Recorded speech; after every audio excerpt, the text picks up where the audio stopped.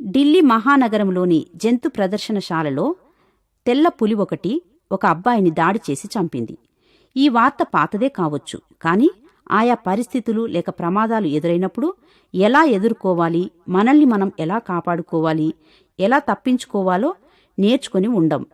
ఆ సమయంలో ఆ అబ్బాయి చుట్టుప్రక్కల ఎంతోమంది ఉన్నారు. అరిచారు, కేకలు వేశారు, రాళ్లు విసిరారు, ఏవేవో చేశారు. చివరికి ఆ పులి తానేం చేయాలనుకుందో అదే చేసింది. దాడి చేసి ఆ అబ్బాయిని చంపింది.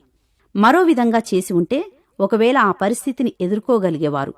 వారిలో ఎవరైనా ఒకరు ఒక బట్టకు నిప్పంటించి పులివైపు విసిరినట్టయితే అది భయపడి వెనక్కు తగ్గేది. అంతలోపల అదే విధానంతో ఆ అబ్బాయిని రక్షించగలిగేవారు. జంతువులపై మట్టి, ఇసుక వేసినా అవి భయపడి పరిగెడతాయి. కనీసపు విషయాలు మనకు తెలియకపోతే, ఎంత చదివితే, ఎంత విద్యావంతులమైతే మాత్రం ఏంటి ప్రయోజనం? ఇతరులను ఎలా అర్థం చేసుకోవాలి, వారి అనుభూతులను ఎలా పరిగణలోనికి తీసుకోవాలి, జీవిత భాగస్వామితో ఎలా ప్రవర్తించాలి, ఇతరులకు ఏ విధంగా గౌరవం ఇవ్వాలి, పిల్లలకు ఎలా శిక్షణ ఇవ్వాలి, ఇతరులను ఎలా ప్రేమించాలి, నమ్మకత్వం కలిగి ఉండడం ఎలా, ఇవన్నీ ఎవరు నేర్పగలరు?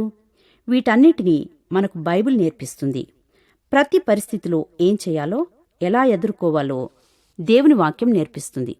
వాక్యం అందలి సమస్తం దేవునిచే అనుగ్రహించబడి మనకు బోధించి, తప్పులు సరిచేసి, ఒప్పించి, నీతియందు శిక్షణనివ్వడానికి మనకు ప్రయోజనకరమై ఉంది.